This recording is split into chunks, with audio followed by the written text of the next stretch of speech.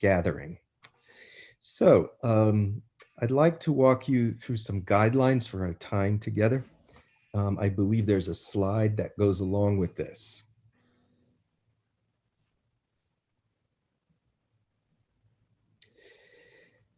So please keep yourself muted at all times, since that's going to make it easier for all of us to hear. If you have questions or comments at any point, please type those in the chat section. And when we have a moment, we will stop to address them. If we have anyone participating by phone, you can dial *9, the star key and the 9 key, to indicate you have a question. So let's move on to our agenda.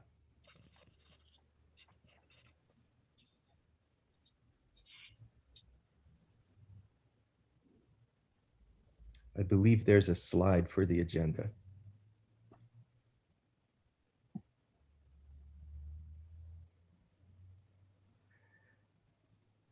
That's okay.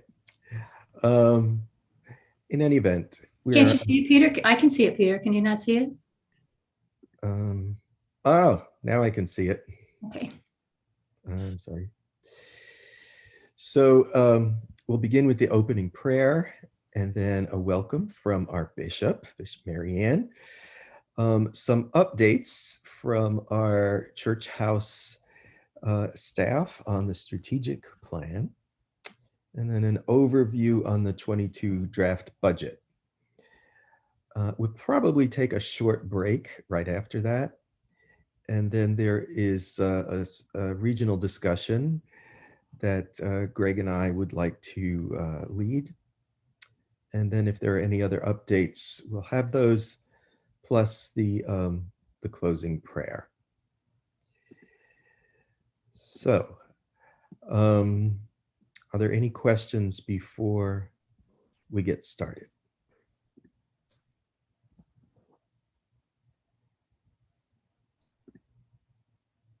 Okay, I don't see any. So I turn it over to the Reverend Greg Seiler. Why don't you open us in prayer, Greg? Well, thank you, Peter, and good morning, everyone. Great to be together. I just wanted to share just a few words by way of reflection and prayer as we gather in this, our time together. The Lord be with you. And also with you. Let us pray. Lord Jesus Christ, you stretched out your arms of love on the hardwood of the cross, that everyone might come within the reach of your saving embrace.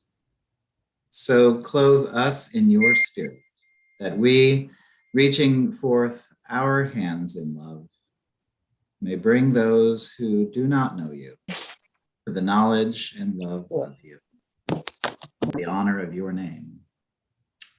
Amen. Amen. Bishop Marianne.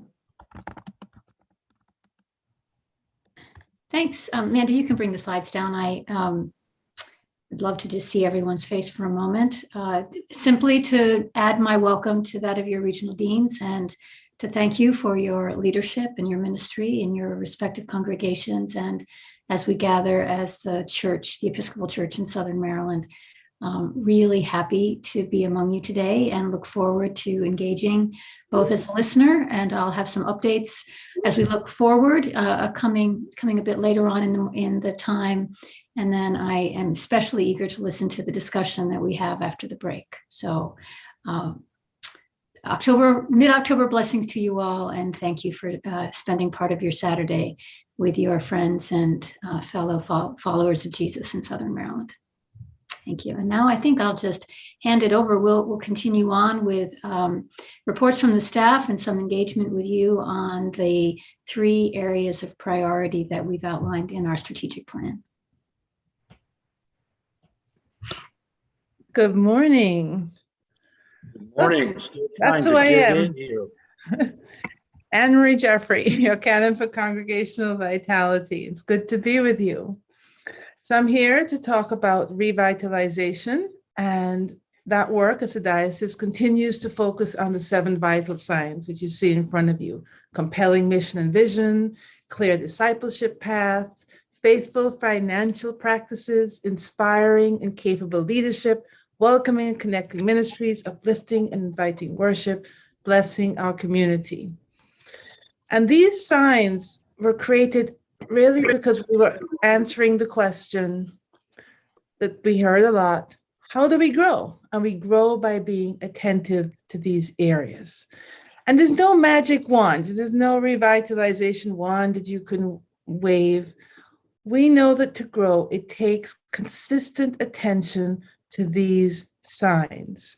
Now, often people say, oh, if we have the right kind of event, people will come to our church. Or if we do what St. Swithin's is doing, then we'll grow.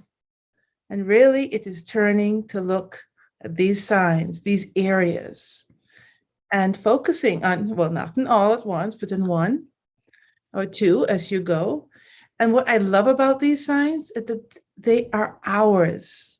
These were the areas we as a diocese named that when these are done well, that leads to a healthy church. Now the next slide, please. The vital signs are foundational to our work with congregations, and we will be using them for the foreseeable future and incorporate them into all of our revitalization work. The Tending Our Soil program uses the signs, as does part of the clergy transition process. We use them during the parish visitations, and often when the parish is in crisis, it turns out that it's because one of the signs needed acute attention. So acute attention was needed in that area. 31 of the 58 parishes that did the parish check-ins, which we had over the summer, have engaged the vital signs in some way, whether it's attending an event with the school or having a vestry discussion or having a retreat. So it's really starting to sink in. They are becoming part of our diocesan language. And at the Tending Our Soil, the launch, one of the speakers said, oh, you all have these memorized by now. And I'm thinking, well, maybe not, but that's not a bad idea. But getting that into our language, getting that into our minds as we look at our parishes is important. And that's the work the Parish Vitality Working Group is doing. And one of the events we are inviting you to as that group is sharing stories of ministries during the pandemic, ministries to the lens of the vital signs. And in sharing those creative stories, well, we had so much creativity during COVID because we had to, and it was amazing. We won't just capture those stories, but we will hear how powerful and how related they are to the vital signs. And that conversation is going to be on Zoom on November 18th. I'm going to put the link in the chat for you. I hope you will join us. We did a run through of it in the summer, and it was very powerful. The last thing I want to say about the vital signs is that they can be used as a tool to discern your next steps or to start new ministries.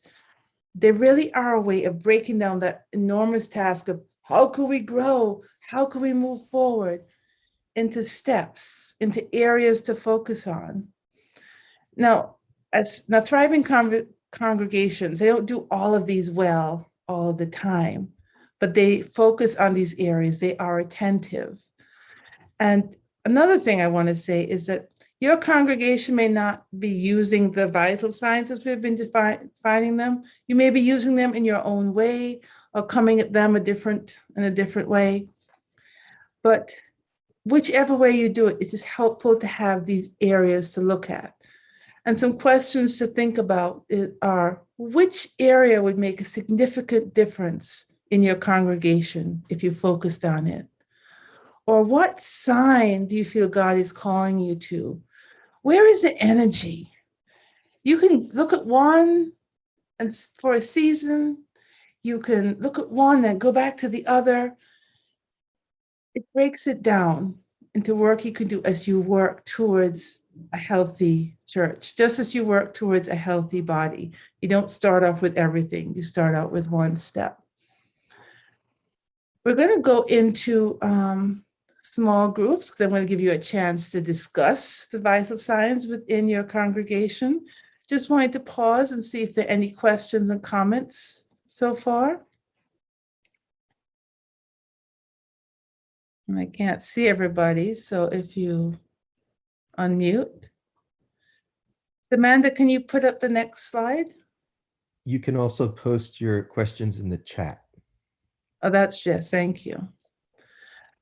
So we're going to send you into breakout rooms for about 10 minutes, just to give you an opportunity to start thinking about the vital signs in your congregation.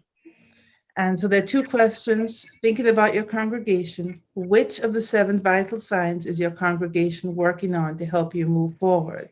And if you say, well, I haven't thought about the vital signs, just look around at what you're doing already. You might find that they fit into the vital signs. And then which vital signs could your parish attend to for greater health? And I see there's a question. November 18th at 6:30 on Zoom is this event, is the Sharing Stories event.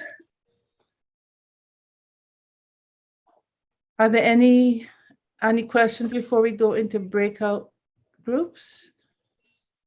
And I'm going to put the questions in the chat so you have them as well.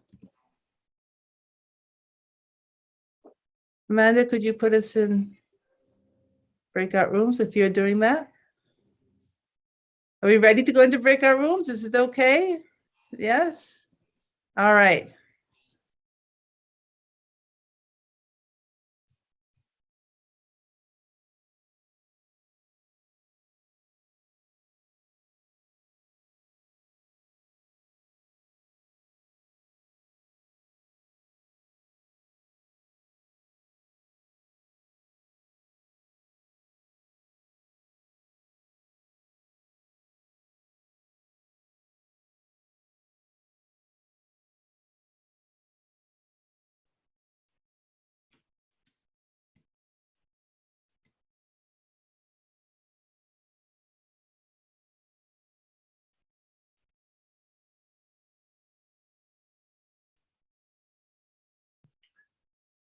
Amanda, we may need a little help getting the last few people into breakout rooms here.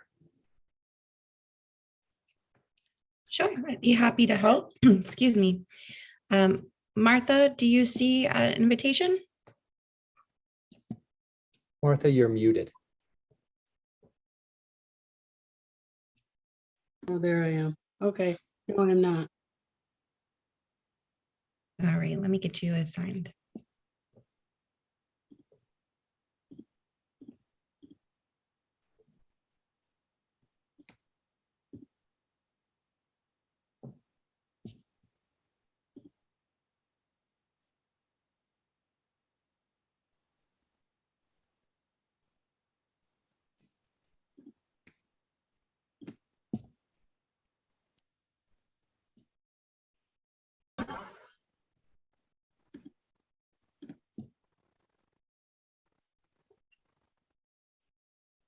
And I see Trinity Church. Trying to join. Can you hear me? Yes.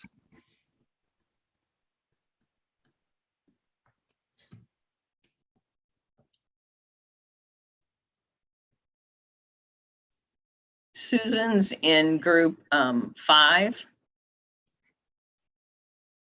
Oh, he's back.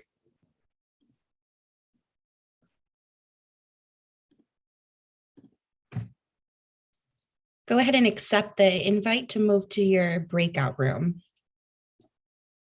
Do you see an invite on your screen there?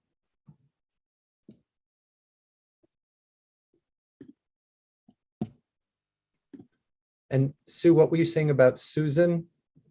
Well, she's trying to connect to audio and she can't. or she's having difficulty, it looks like, but she's supposed to be in rooms. Oh, hang on. I thought she was supposed to be in, Yes, I just did you move her? to a different room so she could get the invitation again. Okay. But I think she's working on her audio as Yeah, I see. think she's having problems connecting, period. So Oh, okay. Is it Susan Fritz? I don't know who it is Oh. because she didn't rename herself.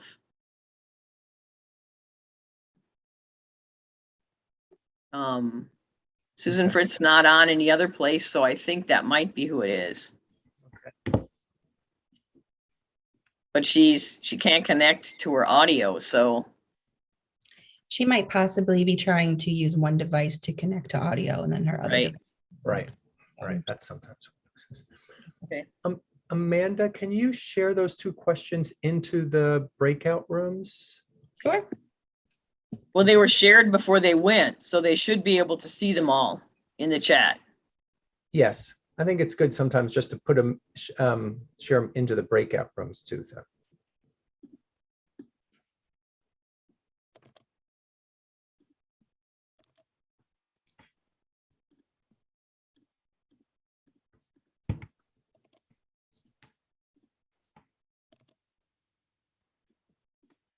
Okay, just did that, so they should have received Thank you it. so much. Mhm.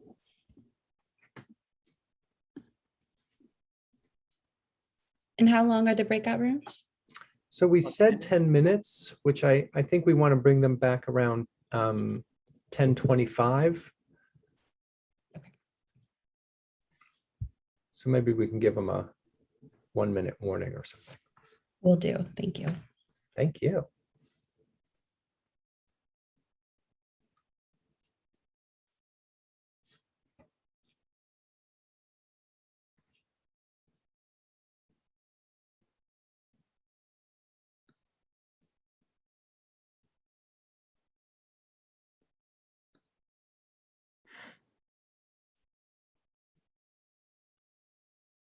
You don't need me to do anything, do you, Andrew?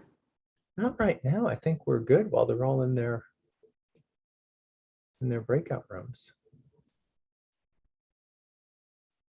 Okay.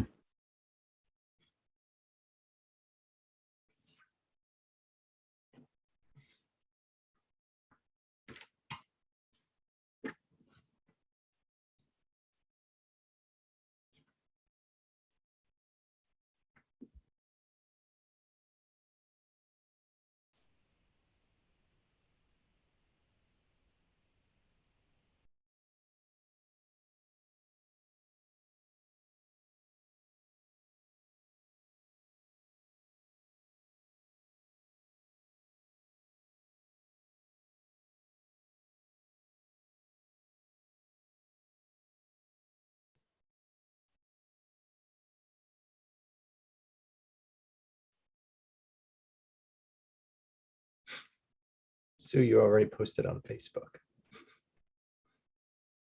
Yes, I did. I got to keep myself busy while I'm here. Otherwise, I'll like nod off. Sorry. No, It's Saturday just morning. like, I know. And it's just like, we did this one already. So it's just, my brain doesn't always do well if I don't keep busy with something else. Why I'm just staring into a screen and have nothing to do except let people in, right? Who are already here. I pick up my phone and fiddle with it the whole time. Yeah. It's just the realities. Yeah. And I'm going to drive all day today. So as soon as I'm done here. Where are you going? I am going to Richmond for the day. Oh. My friend Cameron is here from Ecuador, working with a school there. I don't get to see her very often, so I'm gonna make the trip, the jaunt to see her. So that should be a fun drive to Richmond. Yeah, and on Saturday it shouldn't be too bad. You know, shouldn't be too much traffic today.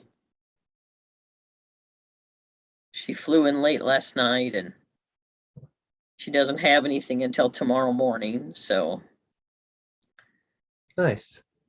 we tried to bring her up here for Bovar. They're introducing a new book for it's an ABC book about Ecuador and about education equals hope. And so Oh, wow. we had a Zoom yesterday afternoon about that with Lisa at Bovar. We're going to try to connect them to the other schools as well. Nice. So.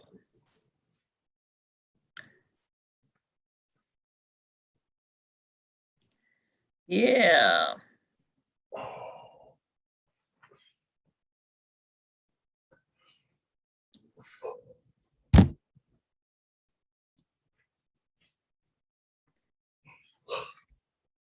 Don't start that, Andrew. Oh my God, it's Saturday. I'm like,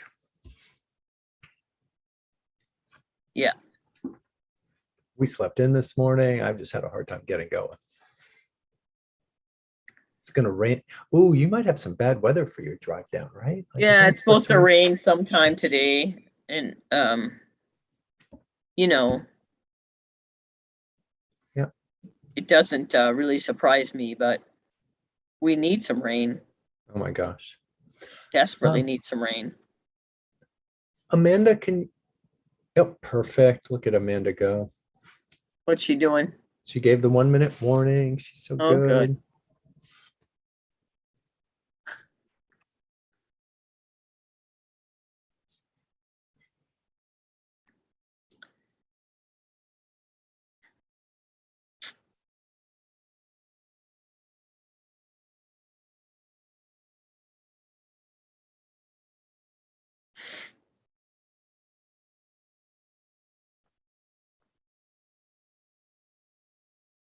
Yeah, the radar doesn't look very promising. Yeah, for later. That's what I saw. Yeah. Well, you're muted, Amanda. Are you going to bring them back? Yes. Is that what you're saying? Go ahead. Perfect. Perfect. Thank you. Great. Okay, I'm going back into hiding.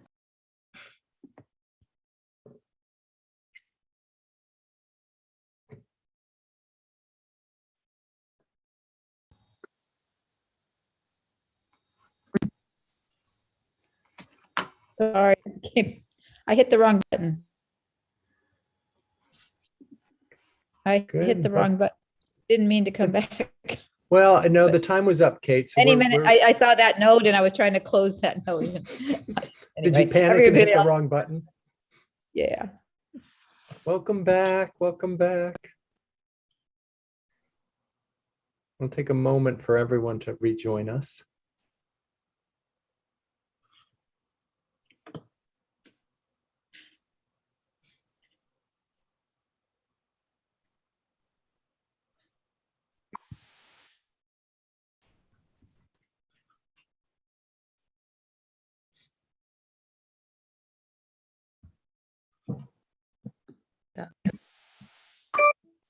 Now they're pouring in. Welcome back. Welcome back. Welcome back. As I said before, if you have any insights that you want to share or there's something especially meaningful, please put it in the chat. My group knows that they have 2 things they need to put in the chat, and I'm waiting to see them. And I'm going to turn it over to my colleague, Jennifer Gamber. Thank you, Hannah and Marie. So good morning. I'm the Reverend Jennifer Gamber, and I am the director of the School for Christian Faith and Leadership and attending our Soil Thriving Congregations, which fall under the Faith and Leadership category of the strategic plan. So if you would forward one, please. Remind all of you to put yourselves on mute if you haven't already. Great.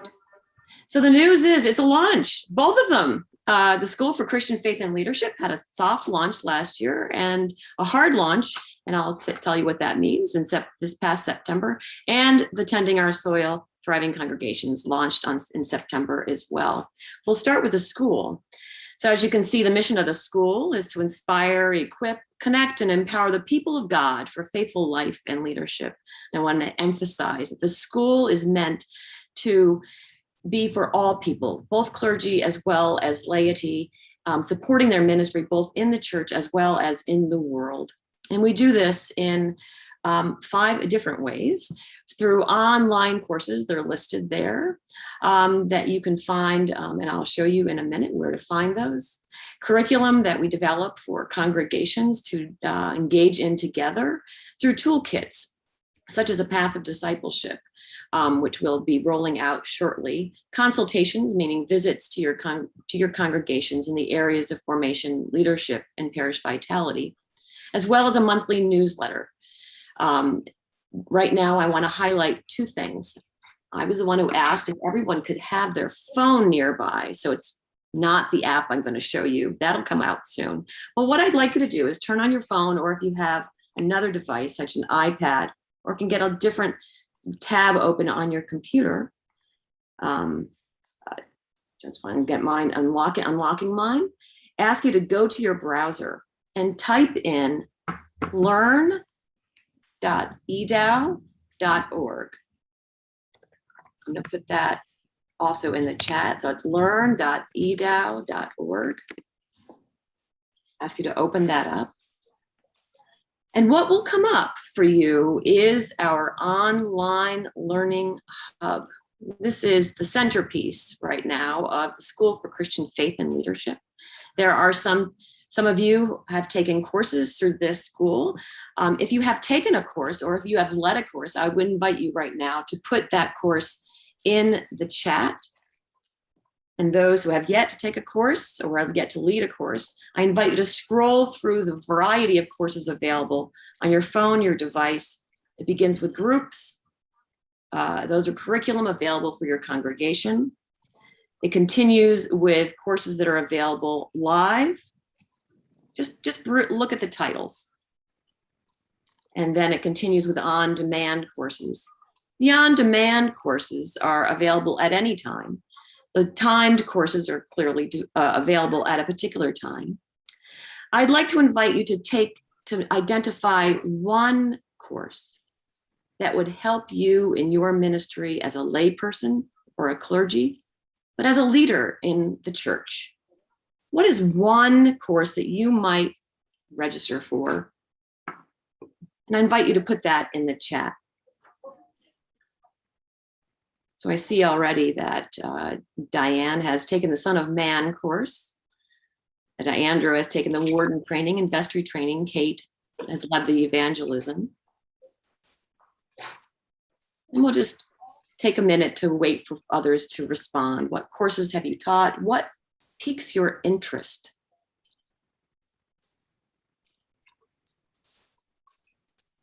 Joan has led the pastoral care course.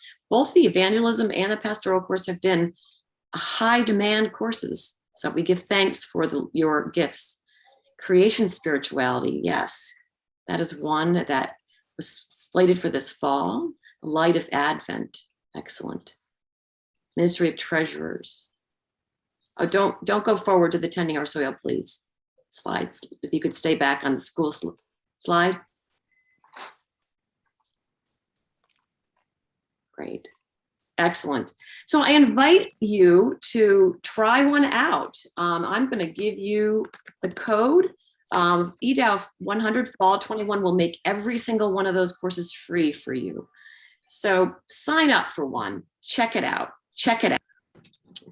So that is the first thing about the school. The second is mainly to give you a heads up. As you can see on the slide, there is a Path of Discipleship phone app. It's going to be, I actually have it on my app. I have the beta version. This is an app that will help you and your people deepen your life of faith through 5 key practices that have been discerned by a group of people in the Diocese of Washington. Some of you are on this call right now. It's pray, learn, serve, give, share. These are the practices that are tried and true over a lifetime and over many hundreds of years that are Christian practices. And this phone app will guide you through those. That's the first phone there you see. The second phone gives you a little bit of detail. So if you click on pray, for instance, it will start you on experiencing. And then as you finish those, it'll deepen you into greater connection in a life of prayer. I think I'm very excited about the third piece here, which is find a church. So there you are. I mean, there's Southern Maryland on a map. And it actually knows, it's from my phone, that image. It knows where I am, and it tells me how many miles you are away from me. If I click on any one of those, up will pop a screen that shows your church name, your website, and your phone number. So this is going to be available for free to anybody. We're hoping it's going to be an evangelism tool, both with connecting with your congregations, as well as one other thing. When you finish an activity, it asks you to respond to it. How did that feel? Where did you see God today? It has a box for you to respond, and then it has a social media button. You click that social media button, the app knows what social media you're connected to, will give you the options and already start your answer on that social media. So I'm on Facebook. I click on Facebook, it automatically populates a Facebook post for me, starting with the answer that I gave, and I can add to it and then post it. So it's an evangelism tool. So we're so excited about this, and it's coming out the end of October. Look for the October 28th bulletin. Also want to put in school.edow.org.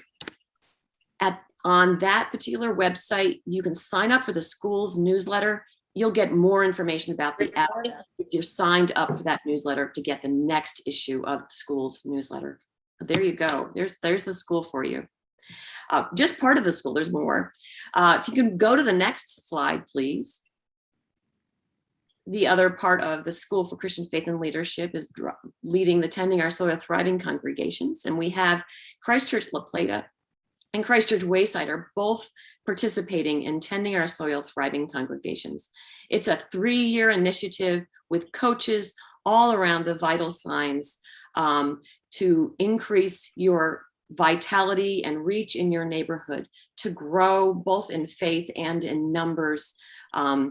It is an initiative endowed partly by the Lilly Foundation as well as EDOW resources. I would like to invite those who are not or part of that program yet to reach out to me at jgamber@edow.org. I would love to visit your vestry and give you a presentation about how the Thriving Congregations Initiative can help you grow in greater vitality in the 7 signs that we just talked about in our breakout sessions. Kate Heichler, I'm sure would love to share what she has learned at some point with you all. So give her a ring if you need to know more about the Tending Our Soil and their experience with it so far. Just quickly, much of what we do in Tending Our Soil is available to every congregation. I want to highlight that in that the School for Christian Faith and Leadership website that you saw, the school's website, there will be courses that are direct derivatives of the Tending Our Soil initiative. The one that's coming up is the Mission Insight in November. So look for the Mission Insight. You can also look for the Missional Alignment course that has closed, but we'll be making those available as an on-demand course. So I would love to ask if you want. I see that the school URL that I gave, I only sent it to Mary Ann. I don't know how that happened, but there it is to everybody else. I wonder if anyone has some questions about the school or Tending Our Soil Thriving congregations. You can type them in the chat, or you can just unmute yourself and ask. It is our hope that the school reflects will both help our congregations and reflect the strategic initiatives of the diocese.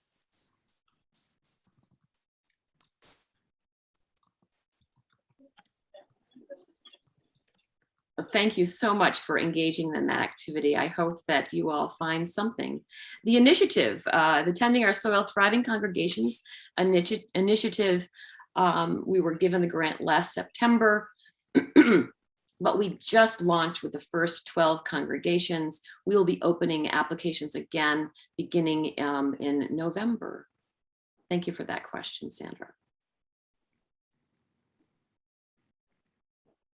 I'm going to put one more link in the chat, which is where you can find more stuff about tending our soil. www.edow.org/tending. Thank you so much for your attention. Jennifer, Sandra has a question. She's wondering when all this began. Yes, so I think I answered that question. Okay, sorry. Sorry. That's okay.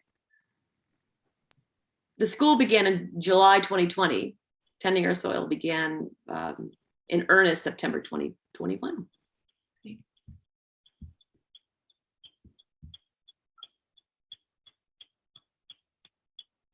Well, we will see you online at the school. Now I will turn this over to the Missioner for Equity and Justice, Hazel Monet. Thanks, Jennifer, and thanks, Anne-Marie, for just sharing. It's really nice, again, to hear the frameworks and the platforms that we have to do our work together. And I'm looking forward to some of our equity and justice offerings through the school for Christian Faith and Leadership. So thank you. I'm Hazel Monet, I use she, her pronouns. And I've been the Missioner for Equity and Justice for just over 7 months. And so I'm really grateful to be here with all of you to update you on where you all have been. And I got a chance to join alongside you in our pursuit of equity and justice. And so you might remember, if we just go to the next slide, you might remember our mission is to bravely uncover, understand, reckon with, and act to dismantle racism within ourselves, our faith communities, the diocese, and our localities. And the way that we're doing that, and this as a priority for this year, is by following the lead of our presiding bishop and our diocesan bishop to prioritize racial equity and racial justice initiatives, programs, and practices. And something that's really important to share is that racial equity is inherently intersectional for me in the way that I address the work. And so that might look like having conversations about environmental justice through an environmental racism lens, or conversations around food ministries and looking at who are the folks who are most in need. And often we know that those are folks who are on the margins of the margins, folks of color, folks who are experiencing precarity with housing and other issues. And so it's really exciting to be able to have intersectional conversations as it pertains to racial equity and racial justice. And I know that many of you are already having those conversations in your region. So the lens that we'll be using for these conversations, next slide, please, center around two things. One is anti-racism at the center. We will live into our commitment to actively pursue equity and combat systemic inequity. My favorite part of that sentence is actively, that we actually ourselves have to be changed and change agents for this to actually be made manifest. And so I'm really excited to continue to think about what it means to center anti-racism practices and the way we run worship, the way we run vestry, and our external programs and partnerships. The other primary lens that we use is around points of intersection and connection, providing resources, programs, and initiatives, either through email, you'll see in the newsletter, and again through the school, providing some resources and opportunities for folks to engage in conversation and practices and grow our frameworks that actually bring us together, across issue areas. We understand that the work of justice requires solidarity, right? So if we continue to stay in these silos where it's like, well, we're working on this one issue and you're working on that one issue, you do your thing, I do my thing. Well, we won't be at the place of real equity and justice until we start to find those points of intersection and connection. And that's something that I'm really excited to work with you all on. One thing I'll just name is, when I was looking through your congregations, every single one of your congregations has a food ministry. And it will be exciting to see what does it mean to connect together across the region, across your congregations, to really think strategically about how to meet the need here and now, and have conversations around what does it look like to create opportunities for us to engage in advocacy around food justice. And so more to come. Something that is also essential to our work for equity and justice is living into and embodying what I love to call a lived theology of justice. And theology, as you can read on the screen for me, is not just a mission statement like this, sort of what we believe, but it actually is a something that really points us toward the nature of the world we imagine and compels us to act, to move to that world that we're imagining. You'll see here these hands, they come from an organization called Vulnerability and Justice. They have various words written in them around connect, work with, reach out. And I love this image because it really captures sort of the humanness, the living, breathingness of the work that we are called to do. And it also captures the importance of relationships in this work. Often when I'm in conversations with people, they're like, okay, what do we do? And there are things to do, like, change our practices, grow frameworks, all of that. But what I center is like, are you in a relationship? Do you know your neighbors? Not just the people you know and sit next to or live next to or go to church with, but like people who don't look like you or think like you. Do you know your neighbors? Are you in relationship? And that it is through those relationships, it is through the practice of vulnerability that we begin to move towards a space of a lived theology and build into our equity and justice practices theological and spiritual frameworks that help ground us and send us out into the world. And lucky for us, as Christians, we have the ability to really reimagine what it is that God is calling us to do in this season and in the next. So what that has looked like in a few kind of points here over the 7 months that I've been here, and again, very clearly want to name that there was work done prior to my arrival, and I'm happy to be here to help sort of steward this work. Areas of success and actions over our time together has been over 30% of our parishes have completed and are participating in sacred ground offerings, which is up about 10% since the last gathering, which is really an indication that folks are interested in sort of going deeper and being able to ask questions and find spaces to bridge that theology and justice conversation. We also see the creation of the Afghan refugee response team, with 15 congregations agreeing to directly support refugee families, and even with folks from Southern Maryland parishes being a part of that team. And what's really unique about that is when folks are being resettled, they're mostly being resettled in sort of the northern part of Maryland.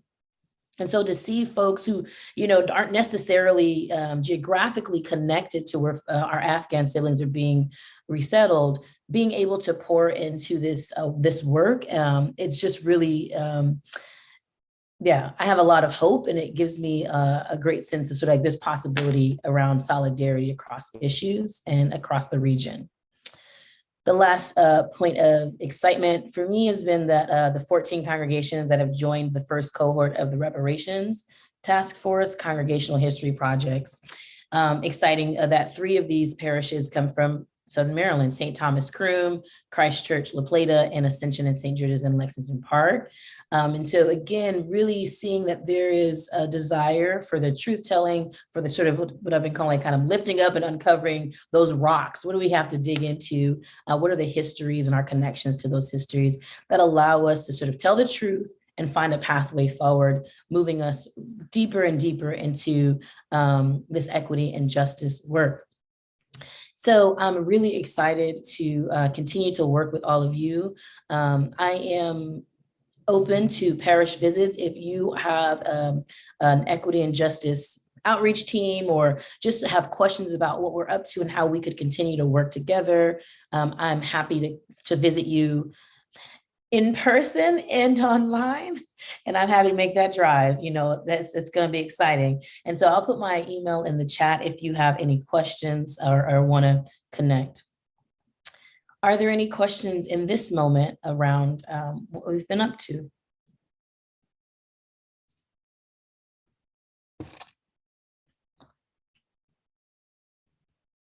Awesome. I am happy to pass it back to our bishop to help us think about where this is going, where we're going. Thank you, Hazel. You can take down the slides, Amanda. I'm not gonna have any slides. Just to follow up on one thing that Hazel said, that the historical side of things, it's not just our congregations who are doing this really deep reflection on our history. On is it November 13th? I've been invited to join you and the leaders of St. Mary's College, because St. Mary's College has made a commitment to have an annual remembrance of enslaved people's contributions to the development of Southern Maryland, and in particular, the institutions that are the source of our life and pride, including both St. Mary's College and Trinity Church. And so I will be joining you for that. And simply to say that we're part of a larger movement in the wider community that is looking at where we are now through the lens of where we have been in the past and what we need to think about and what we're learning. So I'm honored to be a part of that. I'm also struck something that Kate Heichler said. Kate, you don't see on my screen, but probably on screen too, at our Diocesan Council meeting, is that she was commenting on how much we have accomplished in these last few years with the strategic plan, or how much we've taken on. And what it said to me, which I'm so grateful for, is that when we allow ourselves to put our aspirations and our dreams and our sense of mission in a strategic planning process, which simply means that we're being intentional about not only naming goals, but how we're going to work toward them, and to work toward them in incremental ways, we start making astonishing progress. And we're beginning to see the fruits of that, the beginnings of progress that is measurable, because we are focusing and setting our sights on those things. And so the three major areas that the staff has lifted up for us, vitality and Christian faith and leadership, and our efforts in justice, they're never going to go away. Those are the things we're going to be working on for as long as this is our core, our sense of mission as a diocese. But what you can count on through this planning and implementation process is that we will set ourselves to goals, and we will hold ourselves accountable to them. We may not always hit the mark when we thought we would, but we will learn as we go and adapt as we must, and continue on this path. And in that vein, part of my responsibility as your bishop is to keep my eyes toward what we said we were going to do, and make sure that we're paying attention to that. And there are two goals of our strategic plan that we deliberately deferred in the first few years, because our consultants wisely said to us what Anne-Marie said to us earlier today: don't try to do everything at once, right? If you try to do everything at once, you're going to fail. So space things out. And there were two in particular that I would like to lift up for us now. They're significant enough that they will require a careful cultivation of our soil and a careful planning for us to begin to make measurable strides in them. And so this is not a launching invitation. This is a cultivation invitation.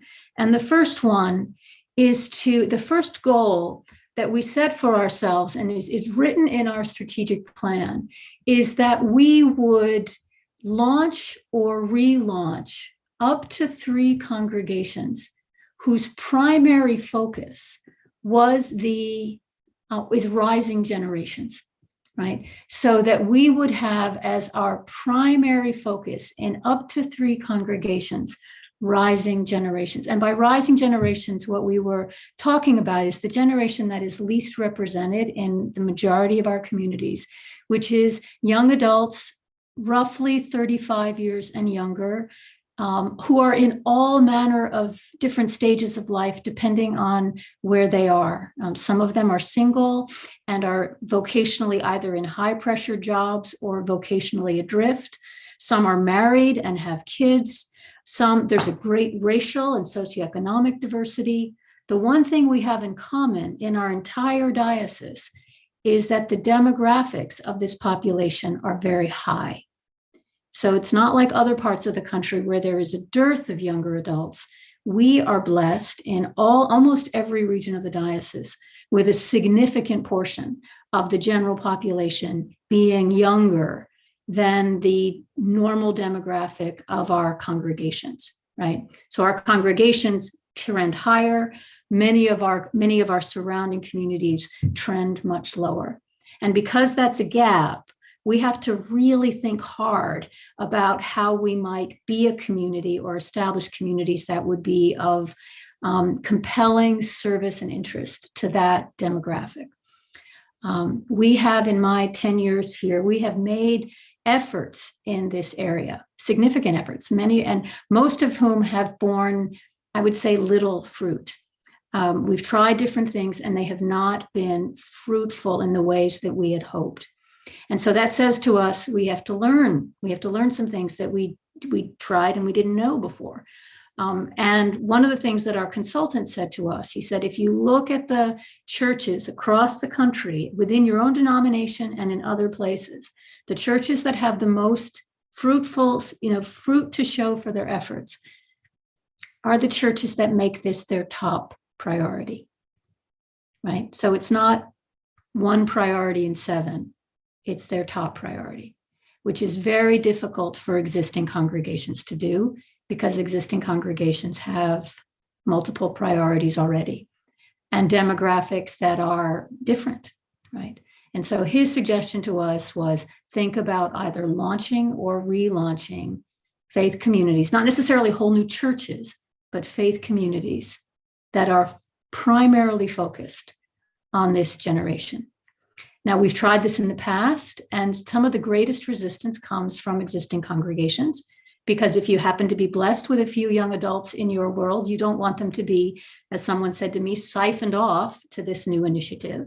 And some of the resistance comes from our own young adults who really love the intergenerational community that they're a part of, get all of that. So we don't want to cause undue stress in places by trying something new. And so my invitation in 2022 is to ask each region of the diocese to identify if we were to either launch or relaunch an initiative for a worshiping community of the Episcopal Church in your region, where would it be the most fruitful, right? Given demographics and energy, where would it be the most fruitful? And if we were to do so, who among the regional leaders now are interested in being our collaborators? Because it will fail if it comes in from the outside without support, endorsement, encouragement, and prayer from our surrounding Episcopal communities. Okay, you don't have to answer that now. I'm just placing this into your consciousness. There are efforts already underway in Southern Maryland, so there doesn't necessarily have to be something brand new. I know this is not a new conversation in our diocese, but it is one. If we want to make progress, we will have to be intentional, and intentional in ways that are different from the efforts we've made in the past. Okay, so we'll talk more about that as we move into 2022. I'm hoping, and I'm actually quite confident, that one or more of our regions is going to come back to me and say, we think we have a place and we'd like to. And it's not going to be a huge investment of money or anything like that in the beginning. It's going to be small, and to see where we might begin bearing fruit. Okay. And the other one, and I'm just going to touch upon this very lightly before we take a break or to go move to the budget, is several of you mentioned your interest in creation spirituality and creation care. And I know in Southern Maryland, you have a great love and affection for the land and for the beauty of your land. We have a lot of congregations in the diocese and people in the congregation who care deeply about stewardship of the earth and of creation. But we do not have a diocesan leveraged engagement in that. And in 2022, that will be also one of our justice and equity foci, to bring people together who have a passion for care of the earth and our stewardship to future generations, and begin to introduce across the diocese what we are learning about best practices from the communities who are already doing this work. So thank you. If you would like to be a part of either one of those as they emerge, just send me an email or speak to Peter and Greg. These will be regional-based conversations as we go forward. And right now, I'm just looking for the people that God has already spoken to or about these things, so that we can begin to build the nuclei of communities of learners going forward. Any questions or thoughts about that before we move on?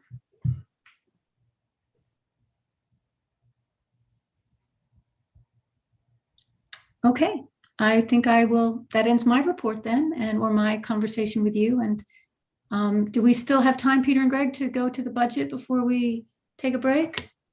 I believe so. Thank you very much, Bishop and Church House folks.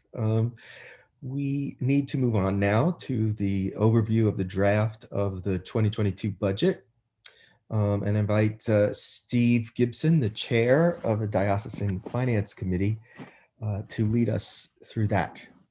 Okay. Well, thank you, Peter. And thank you for presenters this morning for a very inspiring presentation. I've seen this before, and yet I find myself really moved by what I saw this morning. I'm going to talk about something that's a little more mundane, but also important. My name is Steve Gibson. I'm the chair of the Finance Committee of the Diocese, and I'm here to provide an overview of the draft budget for 2022. A copy of the draft is available in the regional gathering page on the website, and I encourage you to take a look at it and to let the canon to the ordinary, Andrew Walter, know if you have any questions or comments on it. The details on the dollars are in that draft budget that's on the website. And today, I'm just going to kind of go very generally over what the budget consists of, topic by topic, so you have an idea of just what it all looks like. The 2022 budget will not be finalized and approved until diocesan convention in January. Between now and then, Bishop Marianne and diocesan leaders will establish the goals for the third year of the strategic plan, and then the council, the finance committee, and the staff will work to ensure that the budget presented at convention reflects the strategic priorities for the diocese in the coming year. On the first slide are some highlights of the revenue side of the budget. Congregational giving is the largest source of revenue, largest source of income for the diocese, accounting for half of all revenue. While we continue to live with the pandemic, the bishop and staff still feel that a small increase in congregational giving can be expected in 2022, and the revenue has been budgeted accordingly. As you will see, for the current year, pledges were at $2.225 million, and the budget projects a very slight increase to $2.3 million for 2022. The other major source of diocesan revenue, representing 38% of all revenue, is SOPR fund income. The amount of SOPR fund income budgeted each year is based upon a 4.8% draw on the average year-end fund balance over the prior 3 years. Thanks to markets that have continued to rise over the last 3 years, the calculated amount of SOPR income available for next year's budget is $1.75 million. This is an increase of almost $200,000 over SOPR income available for the current year. The next largest item of revenue budgeted for 2022 is an allocated portion of the 5-year funding provided by the Lilly Grant. Revenue for 2022 from the Lilly Grant, along with contributions from the parishes participating in the first round of Tending Our Soil, is projected at $247,200. The budget further includes $180,000 anticipated from the bishop's annual appeal, $100,000 of interest and dividend income, $65,000 from the Court and Education Fund, which will be used to support the work of the School for Christian Faith and Leadership, $25,000 from grant and reserve funds dedicated to Latino ministry, and $90,000 of other miscellaneous income. Combining all these sources of income, total revenue is currently budgeted at $4.67 million for 2022. Now, if I could have the next slide, please. This shows the expense side of the budget. Again, the line item detail for what's in the expenses is available on the regional gathering page of the website. As shown on the slide, operational expenses, which were reduced in 2020 when the pandemic first hit, have been adjusted upwards in 2021 or based on 2021 experience, and also some effects of return to in-person gatherings. Staff salaries were left unchanged in 2021. For 2022, they are budgeted to increase by 3%.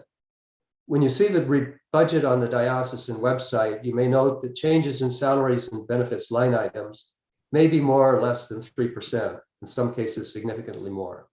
This is because the line item changes also reflect changes in staffing and in allocation of staff expense among functions. Turning to the pie chart, you will see that expenses are grouped into 5 general categories, namely Diocesan Ministries, General Administration, National and International Ministries, Governance, and Communications. Diocesan Ministries is the largest segment on the cost side of the budget at 63% of the total. This segment implements the strategic plan initiatives, as well as including the other services that the diocese provides in support of church and ministry development. As noted on the slide, this segment encompasses congregational support, Christian faith and leadership, ministry development and deployment, Latino ministry, and social justice and advocacy. The activities funded by the Lilly Grant are included in the Christian faith and leadership portion of this segment of the budget. The next largest expense category is general administration, accounting for 17% of total expense.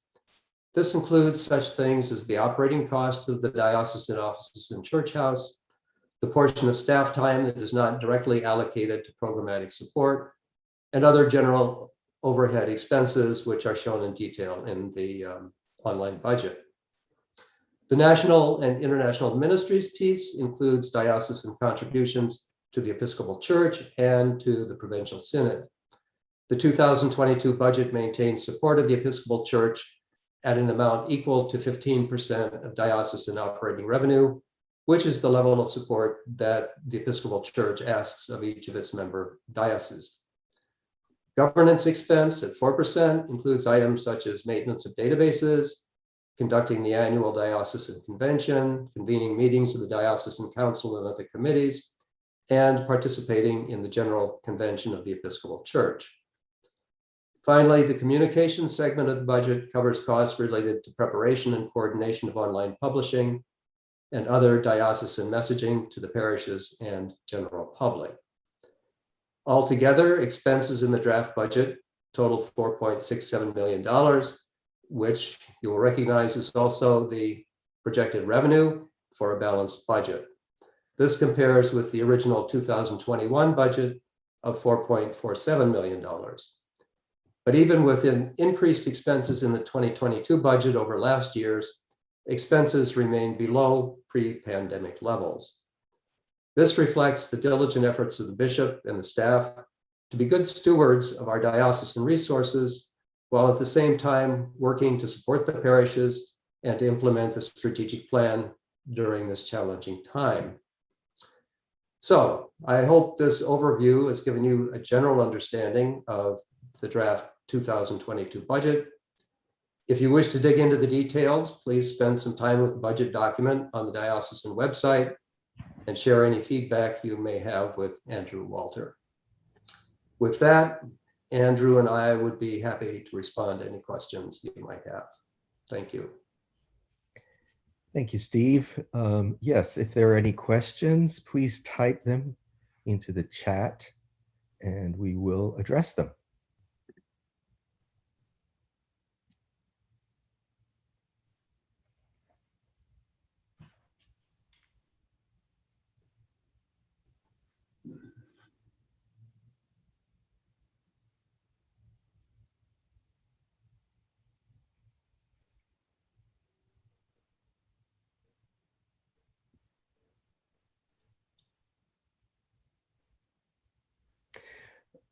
Let's see. Okay, then. Steve, that was a wonderfully clear and succinct presentation of the budget proposal. One last chance for any other questions. May I say something to the Bishop. group? Keely right now, the manager of communications, is working on an annual report for 2021 that will be a more in-depth summary of or description of the work of the diocese in this past year that you've heard through our staff reports, which we would like to ask clergy and lay leaders to share with your congregations, particularly your vestries, as you are turning toward 2022 yourself and making your budgetary discerning decisions. We really want to be able to equip you to answer the question, what does the diocese do with our money, right? And to be really clear about how we engage and invest the resources entrusted to us to fulfill the mission that we feel is our collective call. So know that that is coming. Her goal is to have that done by the 1st of Advent.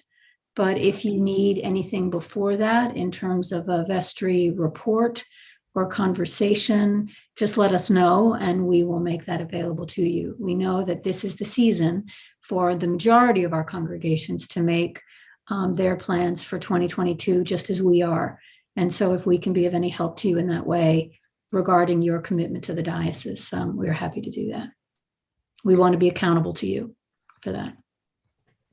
Thank you, Bishop Marianne. There is a question from Sandra at St. John's, Broad Creek. Did income decrease during the pandemic? And how so, if?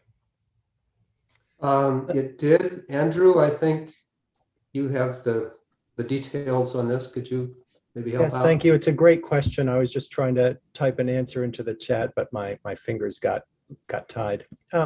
Income did decrease slightly during the pandemic, but thanks to a PPP loan that the diocese received, not as much as we were first expecting. For next year, we are actually expecting income to grow slightly. And that is, we are anticipating, as Steve said, a small increase in congregational giving, and then also more income from the Soper Trust. Thank you. Okay. I'd like to ask you, Andrew, how much time should we allot for a break? I think we should take 10 minutes, maybe come back at 11:20. Very good. Okay, folks, we're having a stretch break. We'll be back. You can leave your Zoom on, just mute yourself and your picture, and we shall be back at 11:20.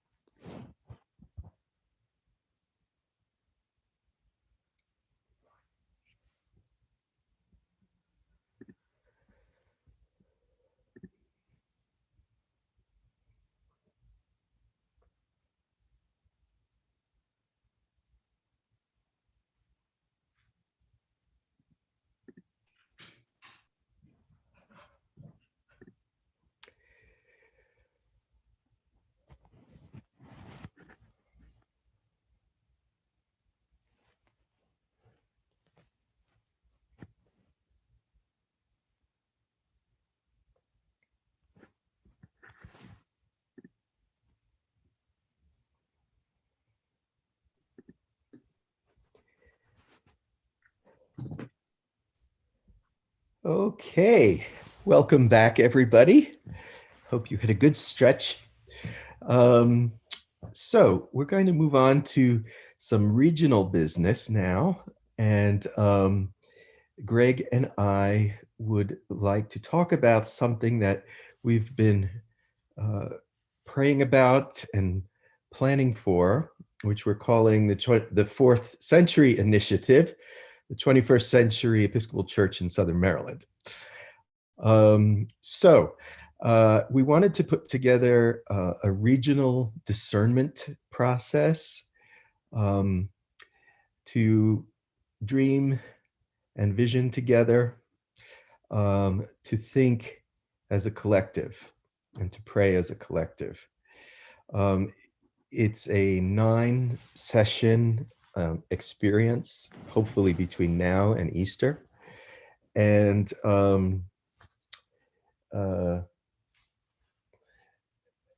it's broken down into 3 modules or 3 phases, and I'm going to turn it over now to my partner, our other dean, Greg Seiler. Well, thank you, Peter, and good morning again, everybody. Greg Seiler from Ascension and St. George's in St. Mary's County. It's good to be together. So Southern Maryland, of course, is 20 parishes in 3 counties, or really 2.5 counties in Maryland, in our Diocese of Washington. Of the 20 parishes, of course, 3 of them, St. Mary's Parish, Resurrection Parish, and Trinity Parish, have a parish church and a chapel of ease. And so if you add up all of our kind of our place holdings, there are 23 Episcopal churches throughout the lower portion of Prince George's County, Charles County, and St. Mary's County. 23 churches. That's, there are Episcopal churches in every little hamlet of Southern Maryland. We've, of course, the clergy know that we've wrapped our arms around our Southern Maryland friends in the Diocese of Maryland. Of course, when our new Diocese of Washington was created, they just drew the line around the counties, and this portion of Maryland got divided. And so if you add the Southern Maryland congregations of Calvert County and Lower Anne Arundel County, those numbers only increase. And of course, our people are connected in the bridges from Solomon's to Lexington Park, and from Benedict to Prince Frederick have long connected our people in these communities. I used to play a game when I pre-Zoom, when we had to actually go to Washington, D.C. for meetings. So I would drive home, and as I was driving home, the little mental game I would play is, if I were so-and-so, I'd be home right now.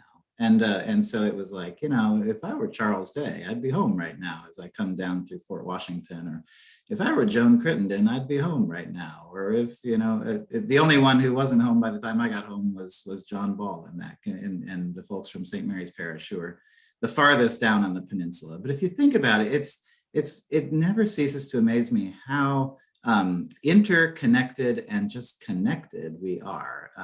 Certainly the main byways of Southern Maryland connect all of our places, but even the little back roads connect our places. There are a lot of Episcopal homes and churches and rectories and parish halls, all kind of connected in this really fascinating matrix of where we all are and how we all find ourselves. And so the interesting thing, of course, as I was playing that mental game for the last 14 years, as I've been in Southern Maryland in the Diocese of Washington, I have to admit that our communities, as I drive through Prince George's and Charles and St. Mary's and even into Calvert County, our communities are growing around those connective tissues and those connective points. There are new churches popping up along those connective corridors. There are new communities of faith in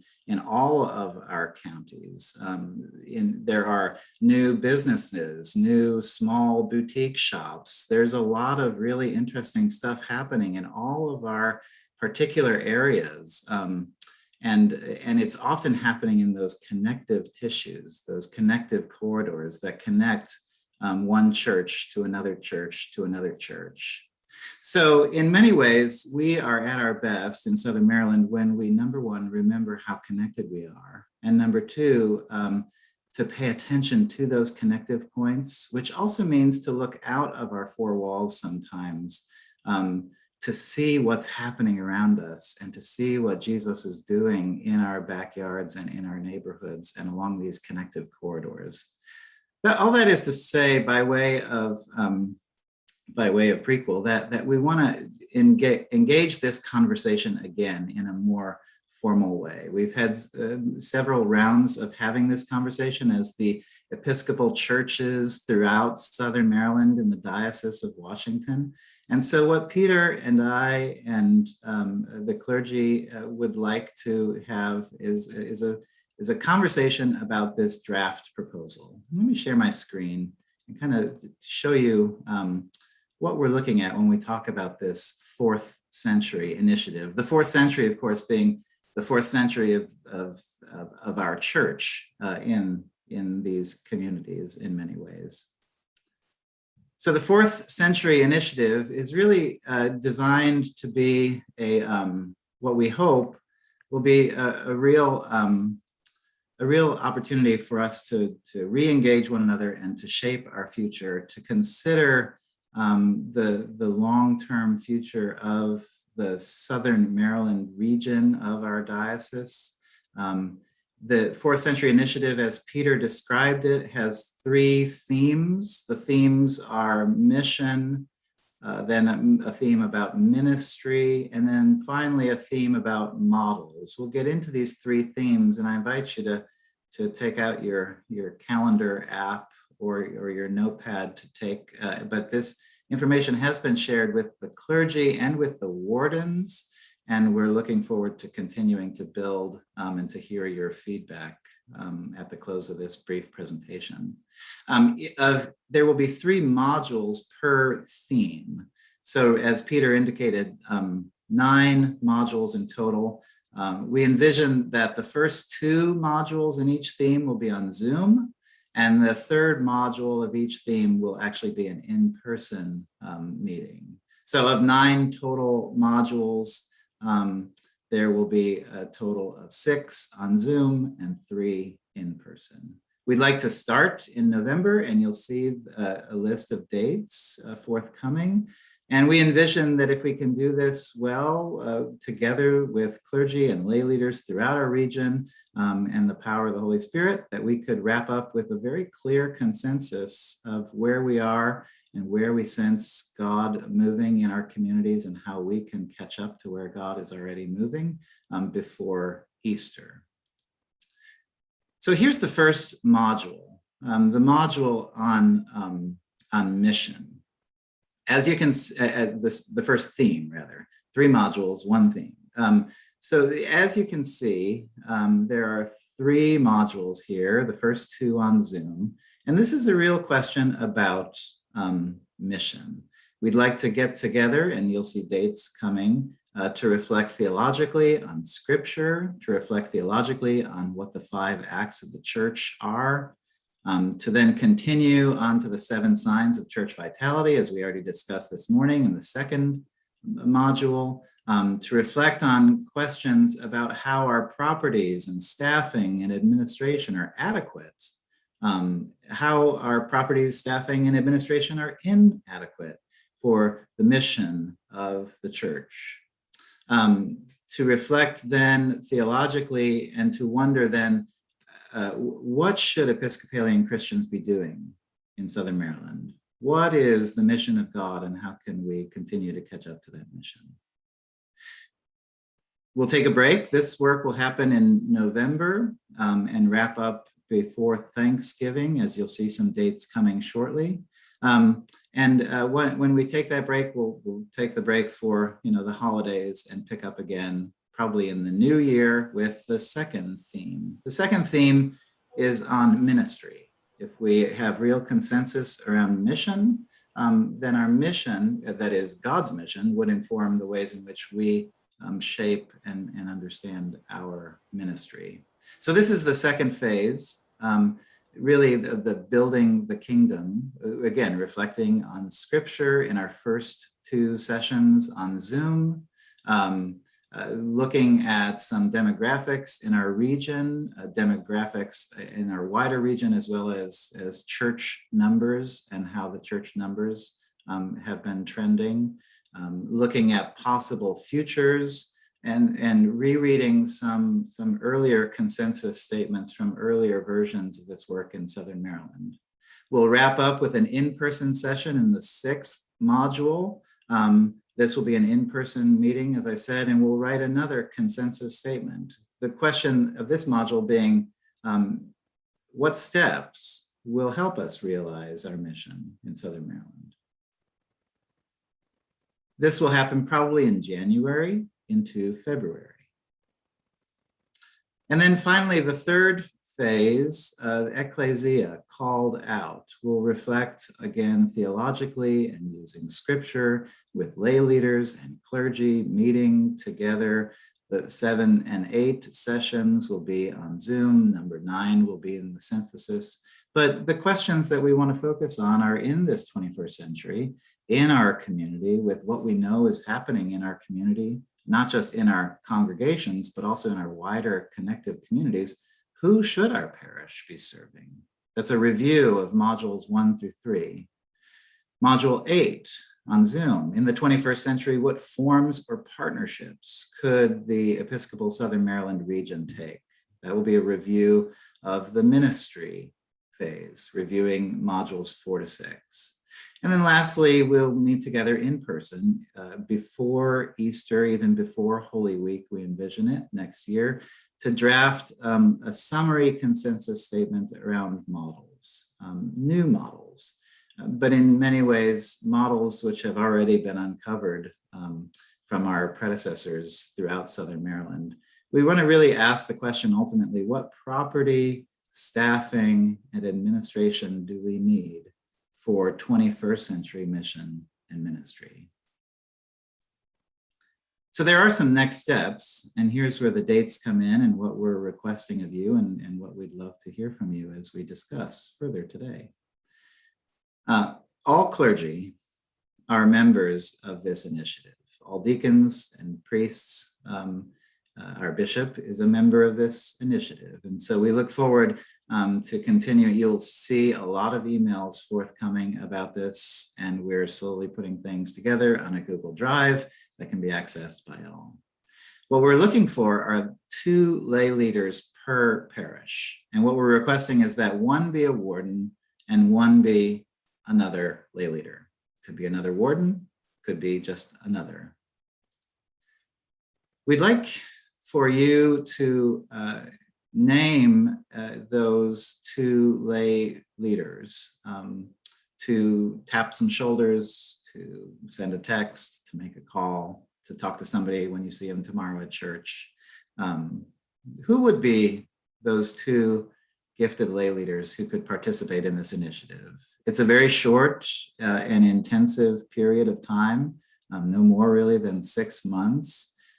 These are people who we hope are, compassionate and wise and love the story of their church and love the community in which they get to live and want to wonder with other faithful Episcopalians what's happening and how can we catch up to where God is moving in the connective tissues in our communities. So we'd like for those 2 persons to be named by next Saturday. At your October vestry meeting, or if that's already happened, at your next vestry meeting, we'd like you to share this initiative. And we would like to request that all Southern Maryland vestries bless your congregation's participation in this initiative. That's just it. Just bless your participation.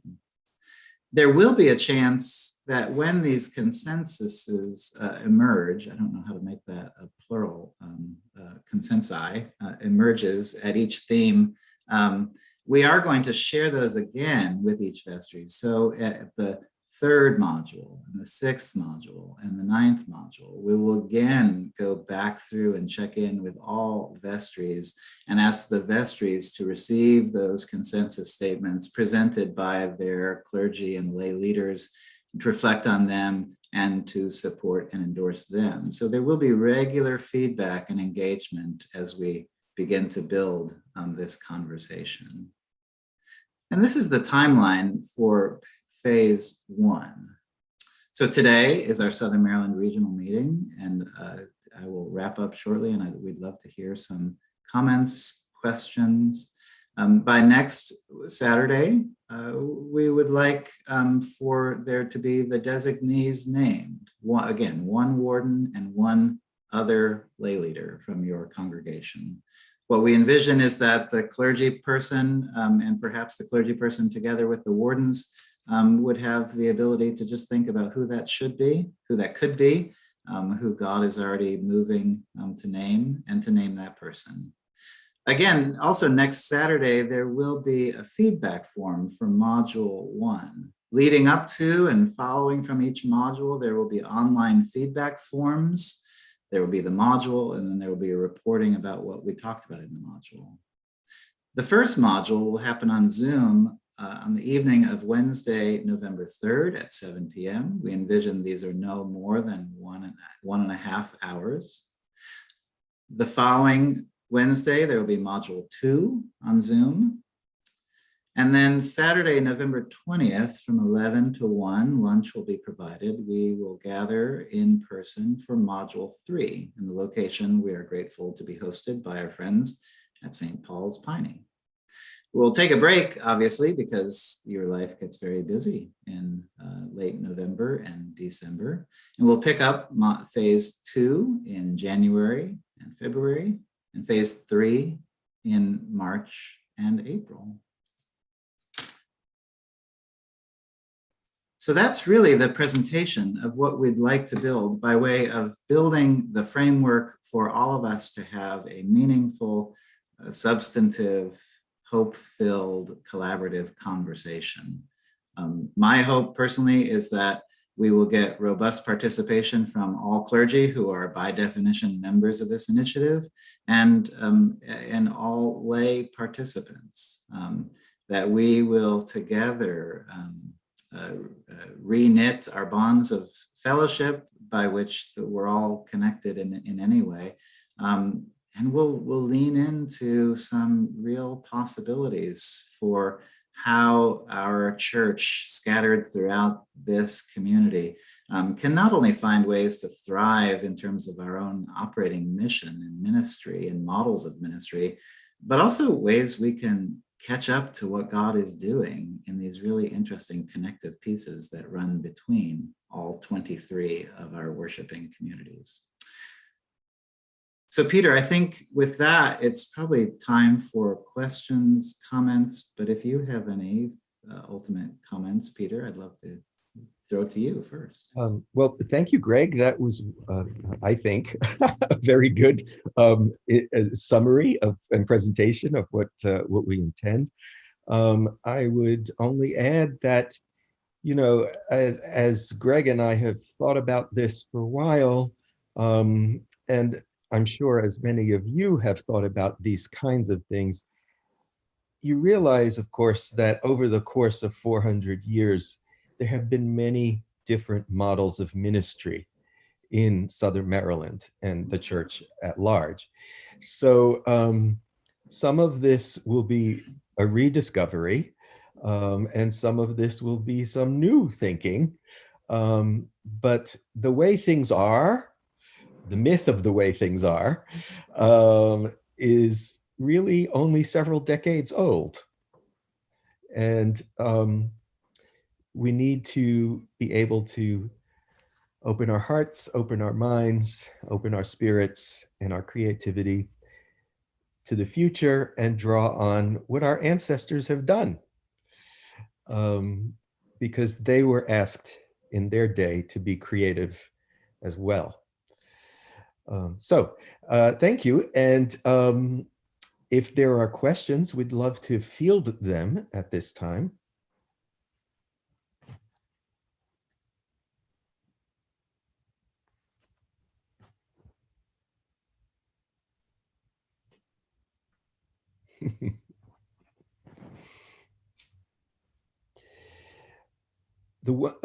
Raising their hand, I think. Sandra, is that you? Did you have a question? Yes, I'm the one who tortures everybody with questions. That's okay. I was wondering, is this initiative going on to multiple parts of the diocese, just Southern Maryland, or a subsection of the diocese? And is it done in these types of groups where everybody close to one another? Is this systematic? So I was just curious about the process. Yeah, so let me, Peter, can I take, I think this is unique to Southern Maryland, Sandra, because of the leadership of your regional deans. And I would guess because there have been a number of, at least in my memory, efforts to have collaborative strategic conversations in Southern Maryland. It is my hope and and our discovery that each of the regions in their own way will begin to have these kinds of conversations. And so at every regional gathering this fall, we're setting aside time for a regional reflective conversation. But they'll take different forms given the nature of the communities, the histories of collaboration, and the sense of what's on their collective plate at the time. Yeah. And we're happy to share whatever we find. I'm super excited about that. Thank you. Yeah. Yes, there's a question about the forms. Okay, so for each session, there's basically one question for participants to address and to type in on the Google link form. It's very important for us to capture that data. We realize everybody's life is busy. We want these Zoom sessions to be hopefully 1 hour, no more than an hour and a half. But if you can't make a particular meeting, we do need you to do the one question homework so that we have your responses as we collate them.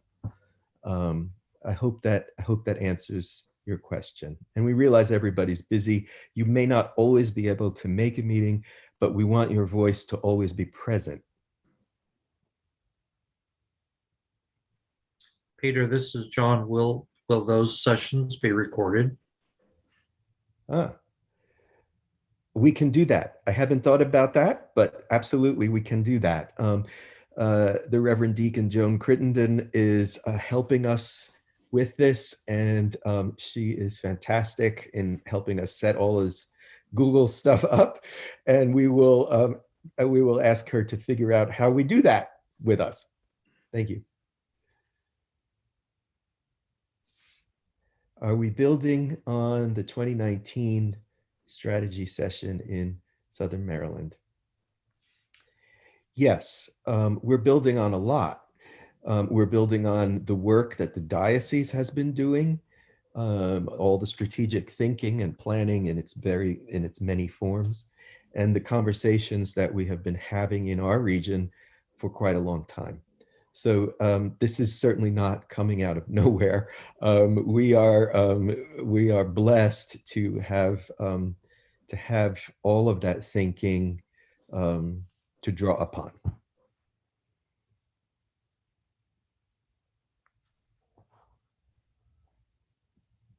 Let's see.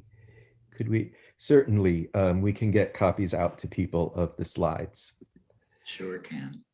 And we have a very kind of clear schedule, and part of that is to hold ourselves accountable, but they are small, doable bites at a time.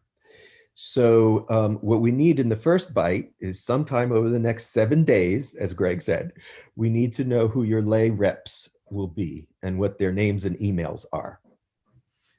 So that next Saturday, we can send out to our participants the first question. I might add, Peter, that if anybody's having trouble with Zoom, I don't have any problem putting your reps into the database. So if you just send me the name, phone number, and email of that person and which one is lay and which one is warden, I'll put them in for you. Don't lose sleep over it if you don't have the time to do it. Yes. Well, this is an interesting question here. Our parish is limited to 2 reps. No. we identified that as what we really need. But if you have more people who want to participate, please send us their names and emails, and they will be part of the process.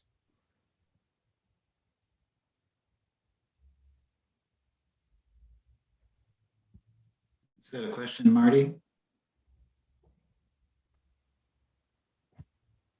Marty. I see a hand raised.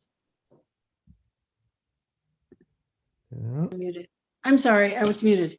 I'm asking the question about more than 1 rep. I feel as though it might be a good idea to have more than 1 rep, not just 1, because historically, when you ask a warden and to pick somebody, and it's not that there's always the same people. The question is, we need just 1 more that wants to get more involved, just 1 more person. And it just seems as though that, wardens are wonderful people, but they exchange. They go from 1 year, they do it, and then 2 years later, another person does it, and then 2 years later, the first one goes back to being warden.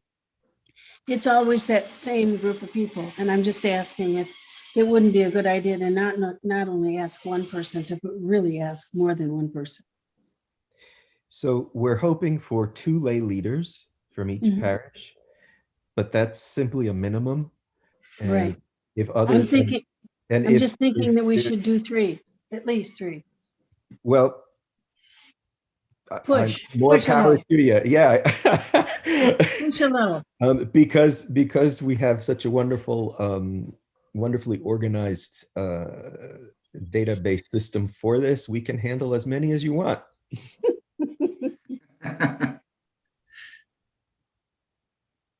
That's it.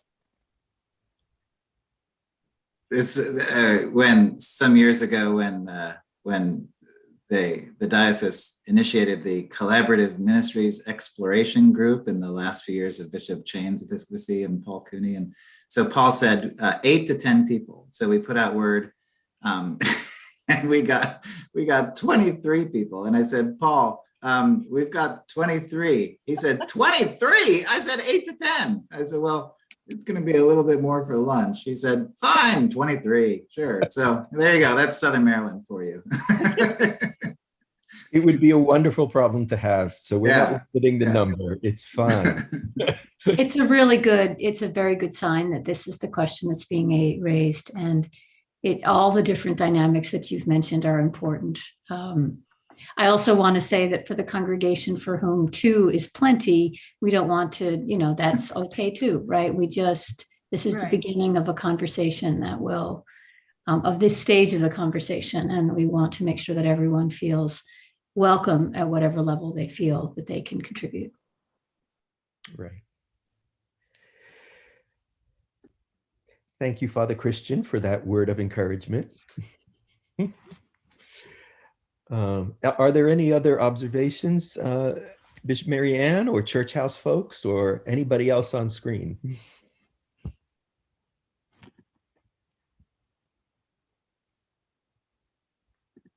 I'm grateful to the both of you and for all those of the leadership of Southern Maryland who have consistently and faithfully tended to this soil of both collaboration and forward thinking. And also what I love about what you said, that reminds us all that the models and structures that we live in now are relatively new and can be adapted as our forebears have been adapting in the past. And so it's a helpful reminder, especially in a time when so many of us in my small group, we were talking about how quickly our congregations were able to adapt to the demands of COVID worship, as an example, and how we learned some things about ourselves that we would not have anticipated even a few months before. And so that there is, while there is also fatigue, and there is also the other side of this season that we've been a part of that has affected us in more challenging ways, all of us. there is also this reservoir of resilience and creativity that God has given us. And I appreciate any effort to lean into that. And doing so in small steps always feels kind and realistic. So I'm grateful to you. Thank you. Thank you, Bishop. One of the things that I've learned over the last 20 months of this pandemic is that the old chestnut that we can't change is totally false. We can change. We've done it. So thank you, everybody. What a nudge it took. Yeah. Oh, yeah. But we can do it, and we're still here, and we're going well, very strong. So thank you, everybody. Our Reverend Canon Andrew, anything else we need to cover? I don't think so. I think that's it. Thank you, everyone.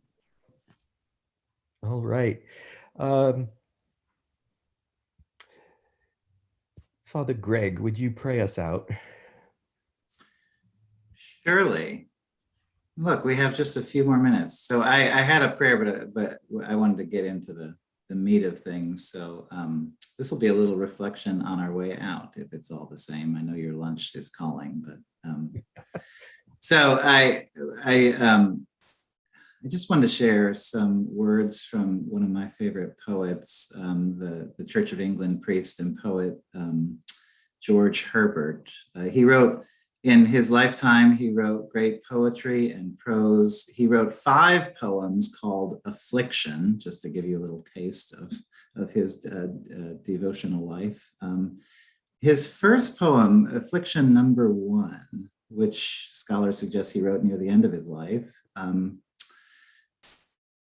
is this beautiful reflection on how wonderful it was to start following God and start serving the church. For those of you who know George Herbert, he was born into some privilege, achieved a real place in society and a university position, and then had a great falling out and disillusionment, and then took orders as a deacon and a priest and served in a little country parish outside of Salisbury, England, only for 3 years. And he died at the age of 40 in a little country parish.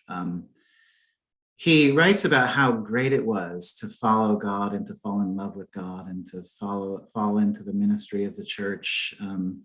Every day was the month of May, he says, in Affliction number 1. And yet then health issues befell him, and when his health regained, his friends began to die, and he went into a real moment of a crisis of faith. And he found himself in this point where he began to accuse God of not being just by him. And he really is, in some ways, George Herbert, a real saint for our time.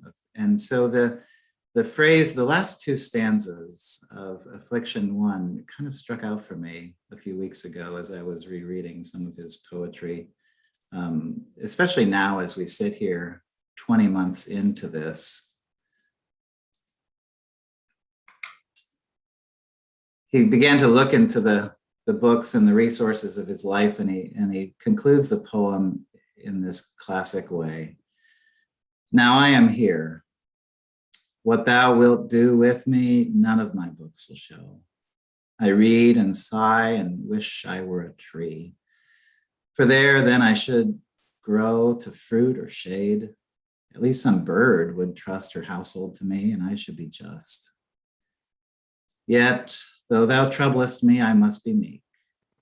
In weakness must be stout. Well, I will change the service and go seek some other master out. Ah, my dear God, though I am clean forgot, let me not love thee if I love thee not.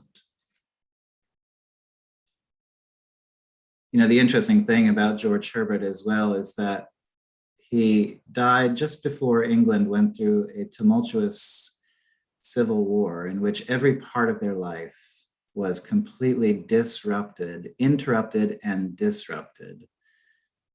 And when the nation came out of the Civil War, when the episcopacy and the kingdom was restored, which was not a certain fact for anyone who lived through that period of interruption and disruption. They then looked back and they found this simple, faithful, honest, vulnerable priest, pastor, and poet. They looked back in a previous time and they said, oh, and 2019 and before, it wasn't perfect. Pre-pandemic, life wasn't perfect in our church. But when we look back, or when we look beyond the other side of the disruption, it is kind of wistful to think of the way things were. And yet I do appreciate that the church in all its wisdom, when it looked back on the other side of its own disruption in the 17th century, they found not a priest who said everything was perfect, and not a poet who said everything was wonderful, but one who knew how to struggle with God, and one who knew that to walk faithfully with God in good times and in bad times is the measure of how we stack up against the call of Jesus. Ah, my dear God, though I am clean forgot, let me not love thee if I love thee not. So our prayer that I began with is really just a cross-shaped prayer, a prayer for the mission of the church, that our mission might be modeled on Jesus's self-sacrificial arms stretched wide on the cross. So let's pray in closing as we pray at the beginning. Lord Jesus Christ, you stretched out your arms of love on the hard wood of the cross, that everyone might come within the reach of your saving embrace. So clothe us in your spirit, that we, reaching forth our hands in love, may bring those who do not know you to the knowledge and love of you, for the honor of your name. Amen.